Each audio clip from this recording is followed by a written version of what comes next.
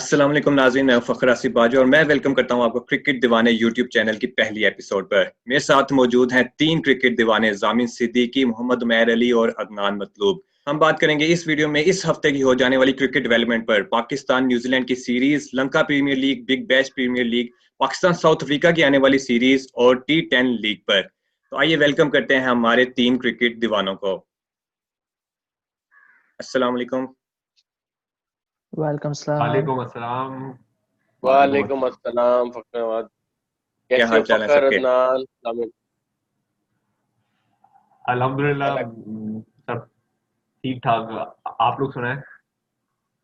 अल्लाह का शुक्र। तो सबसे पहले स्टार्ट करते हैं पाकिस्तान न्यूजीलैंड क्रिकेट सीरीज के हवाले से। बड़ी खबर सामने आई है आज सुबह ही, बाबर आजम पाकिस्तान और न्यूजीलैंड की T20 सीरीज से फिलहाल बाहर हो चुके हैं और टेस्ट सीरीज का भी उनके इम्कानात की तरह से रोशन नजर नहीं आते। तो क्या कहना चाहिए? क्रिकेट एक्सपर्ट्स, क्रिकेट दीवाने हमारे साथ मौजूद हैं, इनसे पूछते हैं कितना बड़ा धचका है बाबर का T20 सीरीज से बाहर हो जाना। ये एक ऑब्वियसली ये एक बहुत बड़ा सेटबैक है पाकिस्तान टीम के लिए, बिकॉज बाबर एक बैकबोन है हमारी टीम का, हम हमारी पूरी बैटिंग लाइनअप का। और डेफिनेटली उसके इस इंजरी से बहुत फर्क पड़ेगी पड़ेगी हमारी टीम की परफॉर्मेंस पर। एंड न्यूजीलैंड की कंडीशन ऐसी बहुत टफ है और वही एक हमारे पास एक टेक्निकली एक स्ट्रॉन्ग बैट्समैन था, तो फर्क पड़ेगा बहुत। जी मैं भी पहला टूर था बाबर आजम का एज फुल कैप्टन। तो कैसा देखते हैं बाबर आजम की इंजरी को? बस वो मैं ये कहना चाह रहा था कि कुछ दिनों से आप भी लोग भी नोट कर रहे थे, मैं भी नोट कर रहा था कि हम पाकिस्तानी काफी खुश हो रहे थे। दूसरे उनके साइड के जो प्लेयर्स हैं जो काफी बड़े बड़े नाम है, उनकी कुछ इंजरीज हो रही थी, कुछ अनअवेलेबिलिटीज थी। तो हम सोच रहे थे दैट्स कि हमारे पास एक काफी स्ट्रॉन्ग चांस था, लेकिन मुझे लगता है प्रीटी इवन स्टीवन हो गया है। क्योंकि बाबर एक ना सिर्फ T20 में तो खैर उसने 1-2 साल तक राज किया नंबर 1 स्पॉट पे, और उस टाइम बहुत ज्यादा कंपोज और बहुत ज्यादा स्ट्रॉन्ग हमारा तरफ से फ्रंट लाइन बैट्समैन था। तो डेफिनेटली हिट तो बहुत पड़ेगी, लेकिन मैं समझता हूँ कि अगर हम थोड़ा सा देखें इंडियन साइड के भी, तो इस बार रोहित शर्मा भी नहीं था उनके पास, तो उनके जो यंग ब्लड थे उन्होंने इस अपॉर्चुनिटी को कैच किया। क्योंकि T20 मैं समझता हूँ वो ऐसा एक फॉर्मेट है जिसमें जो एक यंगस्टर्स है उनको उभरने का मौका बहुत ज्यादा मिलता है, क्योंकि बिल्कुल। ये गेम है फियरलेस क्रिकेट की। तो इस तरीके से हमारे पास एक जो नए यंग ब्लड है जिनको हम लेके वहां गए हैं, हमारे पास बहुत अच्छा अपॉर्चुनिटी उन लोगों के लिए भी कि वो अपने आप को मनवाएं इसके अंदर, और ना सिर्फ मनवाएं बल्कि अपने अपने डिफरेंट शॉट्स, अपने डिफरेंट करेज से सिचुएशन को रीड करते हुए वो अपनी ना तो सिर्फ जगह बनाए बल्कि ये भी बताएं कि हम बाबर आजम के बिना भी हमारी जो टीम है उतनी ही स्ट्रांग है, क्योंकि हम एक सिर्फ प्लेयर की टीम नहीं है, हम 11 बंदों की टीम। तो ओब्वियसली हिट तो है, लेकिन मुझे लगता है कि एक अपॉर्चुनिटी भी मैं देख रहा हूँ इस तरीके से। सही है। उमैर भाई ने काफी पॉजिटिव बात की कि पॉजिटिव रहना चाहिए। अगर बाबर आजम नहीं है तो हमें साबित करना चाहिए कि बाबर आजम के बगैर भी हमारी टीम हल्की नहीं है। अदनान, बड़ी टीम न्यूजीलैंड की ऐसी भी होती है। बड़ी टीम्स ऐसी होती हैं, जैसे इंडिया ने प्रूव किया ऑस्ट्रेलिया को। ऑस्ट्रेलिया में सीरीज हराई 2-1 से T20 की सीरीज, रोहित शर्मा के ना होते हुए भी। तो अदनान, न्यूजीलैंड के कुछ प्लेयर्स भी इंजर्ड हो गए सीरीज से पहले। फर्गसन हमने का दुआएं भी कर रहे थे इंजर्ड हो जाएं, वो हो भी गए। फिर उन्हें लगता है दुआएं की बाबर इंजर्ड हो जाएं, हमारे बाबर इंजर्ड हो गए। तो इवन स्टीवन हो गया। हाँ, ये है कि दोनों टीमों के अब जो मेन प्लेयर्स हैं, अगर न्यूजीलैंड की बात करें तो उनके भी जो मेन प्लेयर्स हैं वो हमें अवेलेबल नहीं होंगे, क्योंकि विलियमसन नहीं है उनका। पहले मैच में बोल्ट नहीं होगा, इसके अलावा टीम्स होती नहीं है। उनका ये है कि उनके प्लेयर्स वो वापस आ जाएंगे दूसरे और तीसरे में। लेकिन फर्गसन के लिए हमने जब वो वेस्ट इंडीज के साथ जो काम कर रहा था उस वक्त हम बात कर रहे थे कि ये शायद बाहर हो जाए अगर हमारे खिलाफ। अगर इंजरी इससे होती है तो फिर हमें फायदा होगा, लेकिन वो उससे तो इंजरी हुई है, लेकिन हमने दूसरी साइड ने देखी कि हमारे प्लेयर्स भी इंजर्ड हो सकते हैं। लेकिन उमैर भाई वाली बात के हमें यहाँ पर पॉजिटिव सोचना चाहिए कि बाबर अगर नहीं खेला तो उसके अलावा भी हमारे पास जो टैलेंट है वो हमें जो है देखने का अभी इतना मौका है, हमारे पास ये चांस है कि हम उनको आजमा लें। जैसे कि हमने 2010 में भी देखा था न्यूजीलैंड टूर में, जब हमारे यंग प्लेयर्स थे, एम शहजाद था, उसने वहां पे परफॉर्मेंसेस की, उसके बाद वो नजरों में आया। उमर अकमल वहां पे उसने परफॉर्मेंस दी, उसके बाद वो नजरों में आया। फवाद आलम ने उस टूर में परफॉर्म किया था। तो मुझे उम्मीद है कि ये जो हमारे लड़के हैं, अब्दुल्ला शफीक, हैदर अली, जीशान मलिक, इसके अलावा रोहेल नजीर, ये सारे लड़के वहां पर अच्छा परफॉर्म करेंगे। जो नए लड़के हैं, शाहीन है, नसीम है, इनके जो वहां पर परफॉर्मेंसेस होगी वो अच्छी होगी। और ये हमारे लिए पॉजिटिव साइन है कि अगर ये लड़के वहां पर परफॉर्म करते हैं तो इनके अंदर और ज्यादा कॉन्फिडेंस आएगा कि हम एक न्यूजीलैंड के मुश्किल दौरे पे परफॉर्म कर रहे हैं बाबर के बगैर। तो आगे मैनेजमेंट को भी इस पर इन लोगों पर ज्यादा कॉन्फिडेंस आएगा और हमें इनका जो फ्यूचर है वो और ज्यादा सिक्योर दिखाई देगा, और इनमें जो पोटेंशियल है वो हमें नजर आएगा, और इनकी जो एबिलिटीज हैं वो सामने आ जाएंगी। और इन्हें भी अपने आप पे और ज्यादा कॉन्फिडेंस होगा कि हम अगर न्यूजीलैंड में कर सकते हैं इतने मुश्किल दौरे में, तो आगे भी हम कर सकते हैं। सही है। इससे पहले बात करें जामिन, तो क्वारंटीन पीरियड गुजारा है पाकिस्तान प्लेयर्स ने 14 दिन का, वो कितना इफेक्ट करेगा पाकिस्तान टीम की परफॉर्मेंसेस पर? वेल आई थिंक ये क्वारंटीन जो है वो डेफिनेटली मतलब अफेक्ट जो है कर सकता है, बिकॉज ऑब्वियसली आप 14 दिन आप आइसोलेशन में आप आए हो, तो आपको अपने मसल्स वगैरह को पुल अप करने के लिए आपको थोड़ा सा आपको टाइम आपको चाहिए होता है, और प्रैक्टिस का भी वक्त है इतना नहीं मिला, टाइम नहीं मिला टीम को। तो हो सकता है कि ये मतलब अफेक्ट हुए, but we all should think positive now, और जो भी हो मतलब हमें अपनी टीम को बैक करना चाहिए। सही। अच्छा, हमारे भी बाबर की जगह पर कोई प्लेयर लेकर आना चाहिए। हमने दानिश अजीज को सिलेक्ट किया था नेशनल T20 की परफॉर्मेंस पर, फिर उनको पाकिस्तान शाहीन के साथ रख दिया और उनको 4-डे कप का 4-डे जो मैचेस होने हैं उसका हिस्सा बनाया है। तो बाबर की जगह पर भी हमें कोई प्लेयर लाना पड़ेगा। उस प्लेयर पे का चाहते हैं कि दानिश अजीज जैसा कोई प्लेयर आए या कोई और प्लेयर पाकिस्तान शाहीन के स्क्वाड में से हम उठा लें। देखें, इस टाइम जो क्वारंटीन का इशू है, जो कि आप लोगों ने भी डिस्कस भी किया, तो उसमें तो पॉसिबल नहीं है कि दोबारा से कोई प्लेयर यहाँ से जाए और फिर इतना लंबा, क्योंकि वो न्यूजीलैंड वाले पहले भी आपको पता है वो थोड़े से इस वजह से नहीं डरे हुए भी हैं। उधर शाहीन का हाँ, स्क्वाड भी मुझे साथ आइडिया है है। ना, मैं उसमें से पूछ रहा हूँ। जी जी, दानिश का बिल्कुल मुझे आइडिया है। मैं उस सेंस में चाह रहा था कि मतलब मेरे ध्यान में पहले ये था कि मे बी फखर को हम भेज दें, लेकिन वो वाली बात है कि अब टाइम नहीं है। तो उस सेंस में मैं ये बात कर रहा था। उसके बाद ये कि अब दानिश अजीज हमारे पास एक ऑप्शन अवेलेबल है, जिसको हमने, मैं समझ रहा हूँ, अननेसेसरी टेस्ट स्क्वाड में रखा था, बिकॉज क्योंकि इस वक्त वो T20 की परफॉर्मेंस के बेस पर सेलेक्ट हुए थे तो वो एक तरह से उनके लिए एक राह हमवार हो गई है, और मेरे ख्याल में उनको इस टाइम लाजमी T20 स्क्वाड में लेके आना चाहिए, क्योंकि उन्होंने वहाँ पे, हमारे पास ऑप्शन अवेलेबल इस टाइम वो है। अच्छा, इसके साथ साथ मैं एक और भी चीज डिस्कस करना चाहूंगा आप लोगों से, कि अब नाम सामने आ रहा है कि वाइस कैप्टन जो इस टाइम शादाब है, उनको हम कैप्टन बना दें। लेकिन मेरी नज़र में वो ऑलरेडी एक स्ट्रगल कर रहे हैं अपने इंजरी से, और थोड़ी सी परफॉर्मेंस भी उनकी अप एंड डाउन है। तो फॉर मी, मतलब आप जरिए बता दूंगा अपना एक, मैं समझता हूँ कि उस सिर्फ इस वजह से कि वो वाइस कैप्टन है, उनको कैप्टन बना देना इतनी इंपॉर्टेंट हो गया, जबकि बाबर भी आपके पास नहीं है। तो मेरी नज़र में Imad is a better option, better choice, क्योंकि वो परफॉर्म भी कर रहे हैं और थोड़ा मेंटली और स्ट्रांगली फिट भी है। फिर अभी उन्होंने रिसेंटली अपनी टीम को PSL टाइटल भी जितवाया। तो मेरी नज़र में Imad for me is better suited player, और मेरे ख्याल में ये टीम मैनेजमेंट सोच भी रही होगी इस टाइम, क्योंकि वो एक शादाब या तो 100% हो तो फिर भी समझ आती है, अगर वो 100% नहीं है तो हमें चांस नहीं लेना चाहिए। शादाब की इंजरी की अपडेट आज जैसे बाबर की आई है, वैसे उनके भी थोड़ा निगल वगैरह बता रहे थे। एक तो इमामुल हक का थंब का इशू है, बाबर का थंब का इशू है, और शादाब की भी ग्रोइन में थोड़ी निगल वगैरह है। तो आई थिंक वो अगर फुली फिट ना हो तो हमें इमाद से चांस लेना चाहिए, या रिजवान से भी हम कैप्टनसी का चांस ले सकते हैं, वो जैसे नेशनल T20 कप में कैप्टनसी करते आए हैं। तो ज़्यादा बेटर तो रहेगा कि इमाद से ही करवाई जाए।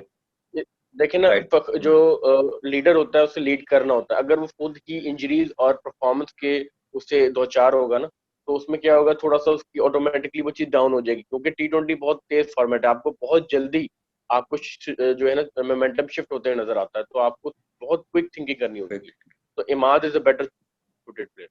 सही है। शादाब का देखना पड़ेगा फिट है कि नहीं। पिछला न्यूजीलैंड वेस्ट जिम्बाब्वे जो उनका सीरीज थी वो भी उन्होंने सारी मिस की है, T20 भी मिस की है, ODIs भी मिस की है। क्योंकि वो इंजरी का शिकार हो गए थे।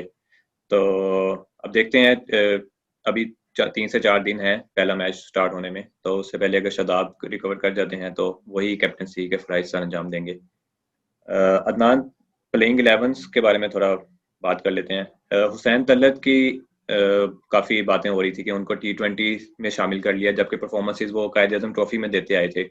और दानिश अजीज को हमने शाहीन्स के साथ 4 डे मैचेस में शामिल कर लिया, जबकि परफॉर्मेंसेज उनकी नेशनल T20 कप में थे। तो कैसे देखते हैं इन दोनों में, अगर दानिश भी वापस आ जाते हैं तो कौन टीम का हिस्सा बनेगा? मुझे ऐसा लग रहा है कि ये हुसैन के साथ ही कैरी करेंगे अब, क्योंकि वो तो कल मेरे ख्याल में शाहीन्स वाले जो है वो मूव कर जाएंगे दूसरे शहर में, अपना न्यूजीलैंड ए के खिलाफ खेलेंगे। तो दानिश अजीज को वो शाहीन्स के साथ ही रखेंगे, क्योंकि अगर हम देखें तो पाकिस्तान का जो स्क्वाड है उसमें वो डाउन द ऑर्डर खेलता है, नीचे आके खेलता है। तो मुझे नहीं लगता कि वो खुशदिल और इफ्तिखार या फिर इमाद उन तीनों में से किसी एक को रिप्लेस कर सकता है।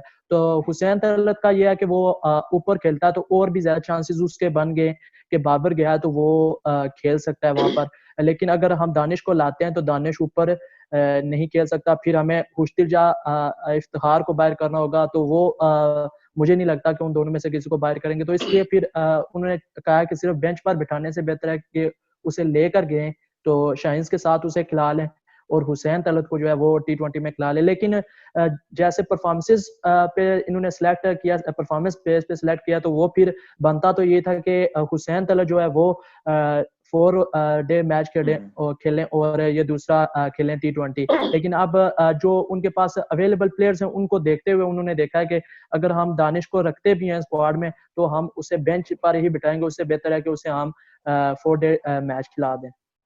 सही हो गया। अच्छा, प्रेडिक्शन ओपनर प्लेइंग से 11 पहले बात कर लेते हैं। ओपनर जामिन, ओपनर्स में देख रहा हूँ हैदर अली को मैं देख रहा हूँ एक ओपनर, और दूसरा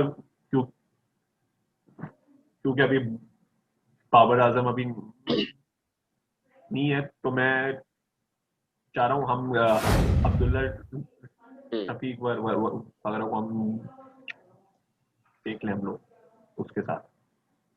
सही। फखर आपके मन में?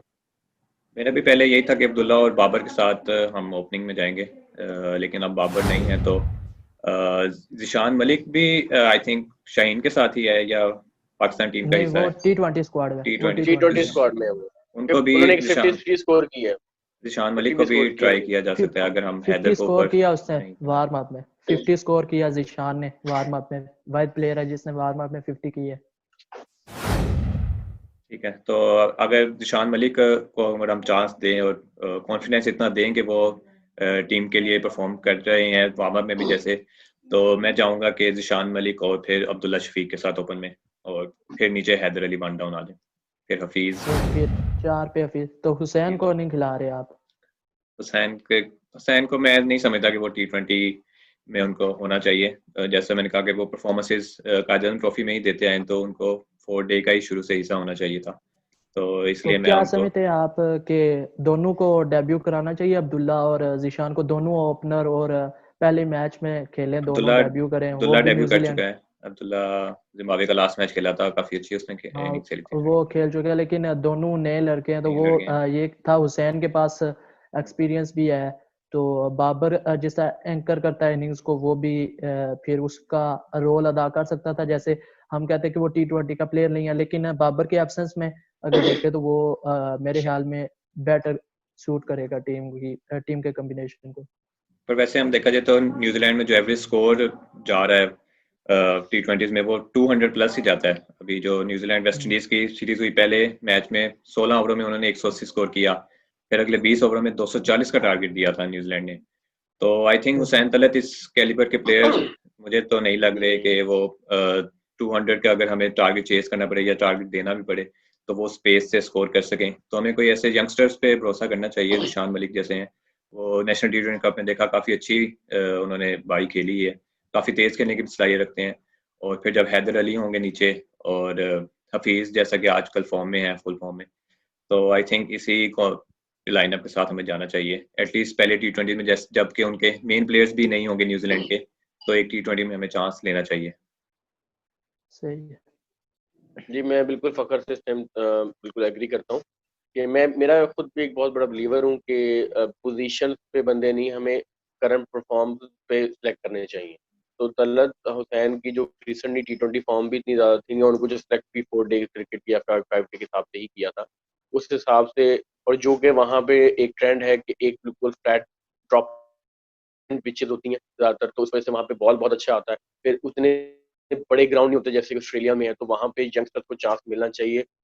और वहाँ पे क्योंकि एक हमने हफीज, चाहे वो सीनियर प्रो है, लेकिन आप ये देखें हफीज आज तक टीम में क्यों है, इसकी सबसे बड़ी वजह है वो एग्रेसिव क्रिकेट खेल रहे हैं। तो T20 दूसरा नाम ही एग्रेसिव क्रिकेट का। हमें इस टाइम ये नहीं सोचना चाहिए कि अगर बाबर नहीं है तो हमें उस तरह का कोई मनूवर करने वाला प्लेयर रखना चाहिए। मैं समझता हूँ हमें रिजवान की जगह दिशान मलिक पे जाना चाहिए। एक तो हमें ओपनिंग स्लॉट की भी अब एक जो है जगह पूरी हो जाएगी, दूसरा विकेट कीपिंग ऑप्शन भी हमारे पास आ जाएगा।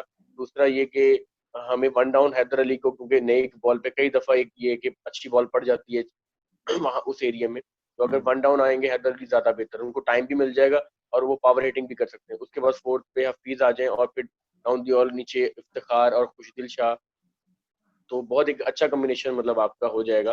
कि उम्मीद है मुझे कि इंशाल्लाह हम अपने यंगस्टर्स के पे ही ये जीतेंगे। और जब हम जीतेंगे हमें तब पता लगेगा कि हमारी बेंच स्ट्रेंथ भी अच्छी है और हम एज अ टीम भी एक स्टेचर ऊपर हो जाएंगे। जिशान मलिक की आपने बात की, जिशान मलिक कीपर नहीं है, वो जिशान अशरफ हैं, शायद मिक्स अच्छा करके अच्छा। आप। वो कीपर नहीं, हाँ कीपर में मतलब हमारे पास दो ही ऑप्शन है, रिजवान है और सरफराज है। सरफराज को बगैर किसी परफॉर्मेंसेस के दोबारा वो T20 स्क्वाड में ले आते हैं, फिर कोई परफॉर्मेंस के बगैर निकाल देते हैं, फिर ले आते हैं, ये चक्कर चल रहा है। तो क्या देखते हैं जामिन, कौन सा कीपर के साथ जाएंगे पाकिस्तान टीम? देखिए, मुझे जो फीलिंग जो मतलब आ रही है कि ये लोग शायद इस सीरीज में ये लोग सरफराज से ये लोग चांस लेंगे, जाएंगे। बिकॉज सरफराज पहले भी न्यूजीलैंड में खेल चुका है, मतलब कि उसका एक्सपीरियंस उसका आ गया, तो वो कंडीशंस को बेहतर तरीके से वो समझता है। और मैं ये समझता हूँ कि तो कि शायद आप लोग डिसएग्री भी मेरी इस बात से करेंगे, सरफराज से इस सीरीज में हमें उसको एक दफा मतलब उसको चांस देना चाहिए और उससे ओपनिंग उससे करवानी उससे चाहिए। बिकॉज सरफराज का अगर हम पास रिकॉर्ड देखें तो एज एन ओपनर उसने उसकी जो परफॉर्मेंसेज हैं वो ज़्यादा बेटर हैं। अगर आप 2015 के वर्ल्ड कप में भी अगर आप चले जाएं, उसने बहुत उसने अच्छी अपनी बैटिंग उसने वहाँ की थी एज एन ओपनर। तो एक चांस देना चाहिए इस तरह का, मैं समझता हूँ। ठीक है, out of the Adnan box thinking है। हाँ, एग्री करेंगे? बुरी नहीं है। एक out of the box thinking है, क्योंकि हमारे पास एक ओपनिंग स्लॉट की जगह इस टाइम थोड़ा सा स्पेस आई है। और अगर हम चांस लें सरफराज को, तो अगर ओपनिंग में ले लें तो हमें ये कि क्योंकि वो मनूवर्स बड़ी अच्छी करते हैं बॉल को, और स्टार्ट में उनके पास स्लिप शॉट्स भी है, तो मे बी वहाँ पे एक लक चल जाए। दूसरी बात ये कि कीपर चले, वो रिजवान बेटर कीपर है, लेकिन कीपर का मसला भी हल हो जाएगा और आपकी बैटिंग डेप्थ ज्यादा हो जाएगी। ठीक है। हाँ मैं भी इसमें थोड़ा सा ऐड करना चाहता हूँ कि उमर भाई ने भी कहा है, जामिन ने भी कहा है कि फखर जो सरफराज है उसे ओपनिंग करानी चाहिए। तो पहले जब ये कैप्टन था तब भी मैं यही कहता रहा हूँ कि ये अपने आप को वेस्ट कर रहा है नीचे खेल के, क्योंकि जब दूसरे कैप्टन थे तो वो इसे ओपन कराते थे, चाहे ओडीआईज हो चाहे T20 हो, तो इसे ओपन कराते थे। लेकिन ये खुद जब आया तो ये अपने आप को नीचे छुपाना शुरू किया इसने, जिससे ये हुआ है कि अब ये खुद उसमें फंस गया है। जब कैप्टनसी गई है तो ऑटोमेटिकली ये टीम से भी ड्रॉप हो गया। तो अगर अब बाबर नहीं है तो हम चांस दे सकते हैं, लेकिन मुझे लगता नहीं कि मैनेजमेंट अभी रिजवान को बाहर करके सरफराज को डायरेक्ट पहले मैच में जो ओपन कराएगी। मैनेजमेंट का ये स्टांस है कि रिजवान हमारे मेन कीपर हैं, Sarfaraz as main backup keeper हैं। और जो आप बात करें कि ओपनर में खेलते रहे, वो तकरीबन 4 से 5 साल पुरानी बात है।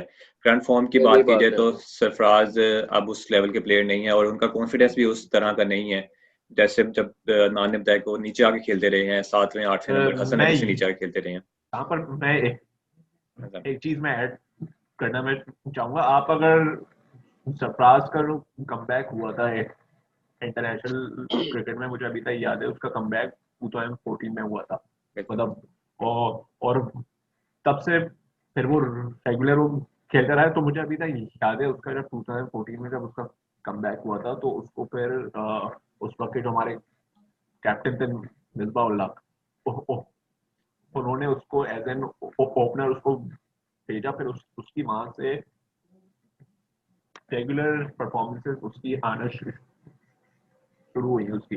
फिर वर्ल्ड कप पे भी उसको टेक कर गए हम टीम के, वहां पर भी उसने बहुत अच्छा परफॉर्म किया। फिर 2016 में जब उसको कैप्टनसी उसको मिली, तो वहां से फिर उसने अपने आप को डिवोट करना शुरू कर दिया। तो फिर आज उनका फिर अनफॉर्चुनेटली फिर वो हार हो गए फिर। वही बात है ना, 4 से 5 साल पुरानी बात है जब वो ओपन खेला करते थे। अब तो वो काफी अरसे से टीम का ही हिस्सा नहीं है और उनका कॉन्फिडेंस इस तरह का नहीं है कि वो खेलें। जब वो अब सिंध की भी कैप्टनसी करते रहे हैं तो भी वो मैक्सिमम भी जो आते थे वो 2 डाउन या 3 डाउन आते थे। तो आई थिंक अगर हम मैनेजमेंट भी रिजवान का ही जो मेन कीपर है उसी के साथ जाएंगी और उसको भी चाहेंगी कि वो काफी नीचे आके खेले, कि उसकी जरूरत ही ना पड़े हमें बारी देने की, क्योंकि रिजवान भी हार्ड हिटिंग नहीं कर सकते। तो आई थिंक अगर वो इमाद से भी नीचे आना चाहें तो हम रिजवान को भेज सकते हैं। जहाँ तक बात एक रिजवान रिजवान एक जगह चौथे नंबर पे खेल सकता है अगर हम दूसरों को खिलाएं, अब्दुल्ला और हैदर को ओपन कराएं 1 डाउन पे, फिर हफीज और 4 पे खिला लें उसे। सही है, देखते हैं फिर क्या कॉम्बिनेशन बनता है। तो प्रिडिक्शन कर लेते हैं अब। पाकिस्तान न्यूजीलैंड T20 सीरीज की प्रिडिक्शन, बाबर के जाने से क्या फर्क पड़ेगा और क्या प्रिडिक्शन करेंगे? जामिन पहले आप।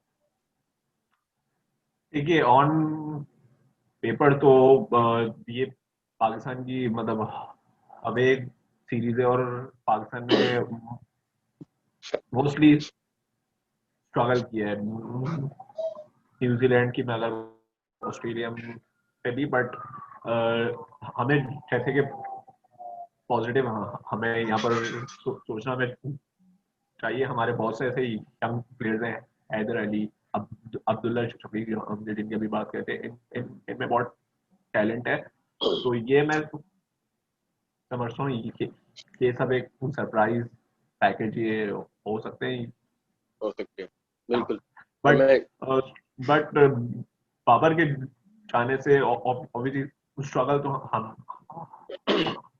हमारी टीम मोस्ट लाइकली करेगी थोड़ा बहुत, मैं समझता हूँ। प्रिडिक्शन बता दें, नंबर बता दें, न्यूजीलैंड कितने मैच जीतेगी? प्रेडिक्शन देखिए, एज अ पाकिस्तानी तो मैं ऑब्वियसली मैं पाकिस्तान का ही मैं बोलूंगा, बट प्रैक्टिकली अगर मैं देखूं तो मुझे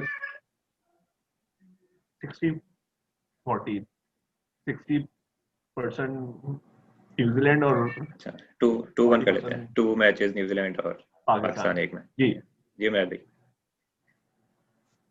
प्रिडिक्शन प्रिडिक्शन मेरी भी कुछ ऐसी है, क्योंकि देखें होम सॉइल है, न्यूजीलैंड को एज भी है, और फिर हमारा एक मेन मतलब अगर हम फुल स्ट्रेंथ के साथ भी जाते with Babar, still we got 50-50 chance. तो अब तो वो 60-40 वाला तो सीन है, लेकिन वो वाली बात है कि मैं स्टिल बहुत बिलीव करता हूँ कि शुरू से मेरा एक बिलीव है कि T20 क्योंकि यंगस्टर की गेम है, तो हमारे T20 के अंदर स्टिल मैं 50-50 देना चाहूंगा और मैं एज दूंगा पाकिस्तान को। थोड़ा सा सरप्राइजिंग है आप सबके लिए और मैं शायद मेरे खुद के लिए भी, लेकिन मैं एक आई डोंट नो एक स्ट्रांग बिलीव है कि जो लड़के हैं, क्योंकि हम इनको लेके काफी अर्से से एक सर्किट में लेके चल रहे हैं, और यही मौका होता है, यही बिग चांसेस होते हैं कि जो कोई भी प्लेयर जो बड़ा प्लेयर होता है वो पिक करता है। तो मैं समझता हूँ कि यहाँ पे हम 2-3 इस सीरीज के बाद हम यहीं बैठ के 2-3 नए प्लेयर्स के बारे में डिस्कस कर रहे होंगे, और जो हमारी क्रिकेट के लिए एक विन विन सिचुएशन है। सीरीज जीतना ऑब्वियसली वो जरूरी है, लेकिन वो स्टिल मैं कहता हूँ कि सेकंड ऑप्शन है। हमें चाहिए एक अच्छे प्लेयर, लेकिन स्टिल मैं 2-1 पाकिस्तान को कहूँगा मेरी 2-1 प्रेडिक्शन। पाकिस्तान लोक हो गया मैं भी का। अदनान? मेरा भी 2-1 उमर भाई वाला है, क्योंकि एक प्लेयर के जाने से, बहुत बड़ा प्लेयर है बाबर, लेकिन T20 क्रिकेट में मैं नहीं समझता कि सिर्फ हम कहे कि बाबर पे ही हमारी टीम है, बाकी प्लेयर्स भी हमारे अच्छा कर सकते हैं। हैदर अच्छा किया उसने इंग्लैंड में। इसके अलावा हफीज ने अच्छा किया वहाँ पे। बॉलिंग में हमारे शाहीन जिस तरह प्रैक्टिस मैच में फॉर्म में नजर आए, 6 खिलाड़ियों को उन्होंने आउट किया। बाकी हारिस रऊफ जिस तरह वो ऑस्ट्रेलिया में उन्होंने बिग बैश में परफॉर्म किया था, अभी PSL में भी बाद में जब खेले वो अच्छा परफॉर्म किया। तो न्यूजीलैंड की कंडीशन और ऑस्ट्रेलिया की कंडीशंस जो है बॉलर्स को ज्यादा फायदेमंद साबित होती है। तो वहां पर भी मुझे लगता है कि ये प्लेयर्स अच्छा परफॉर्म करेंगे। और जो नए लड़के हैं, हमेशा से हमारा ये होता है कि जब हम सोचते जब ज्यादा एक्सपेक्ट नहीं कर रहे होते तो हमारी टीम जो है उससे ज्यादा हमें परफॉर्मेंस देती है। तो मुझे ऐसे लग रहा है कि न्यूजीलैंड को हम आसानी से जो है इस सीरीज में हरा देंगे। वो वेस्ट इंडीज से जीते, लेकिन उनकी बॉलिंग को अगर देखें, वेस्ट इंडीज की बॉलिंग और हमारी बॉलिंग में जमीन आसमान का फर्क है और हम उन्हें दबोच लेंगे। ठीक है, जामिन ने 2-1 न्यूजीलैंड और मैं भी जामिन के साथ जाऊंगा 2-1 न्यूजीलैंड के साथ। बाबर अगर होते तो मैं यकीनन 2-1 पाकिस्तान जाता, लेकिन बाबर के ना होने से यकीनन एक बंदे से फर्क तो नहीं पड़ता, लेकिन बाबर एक किसी भी टीम के लिए की प्लेयर की हैसियत रखते हैं। अगर PSL फाइनल की बात करें तो बाबर ना होते तो इस वक्त चैंपियन लाहौर की टीम होती। तो उसी को देखते हुए कि बाबर के ना होने से काफ़ी इफेक्ट पड़ेगा पाकिस्तान टीम पर, तो सामिन और मैं 2-1 न्यूजीलैंड गए हैं और मैर भाई और अदनान गए हैं 2-1 पाकिस्तान। तो अगले हफ्ते इस दिन तक हमें थोड़ा आइडिया हो चुका होगा कि क्या सूरत हाल है।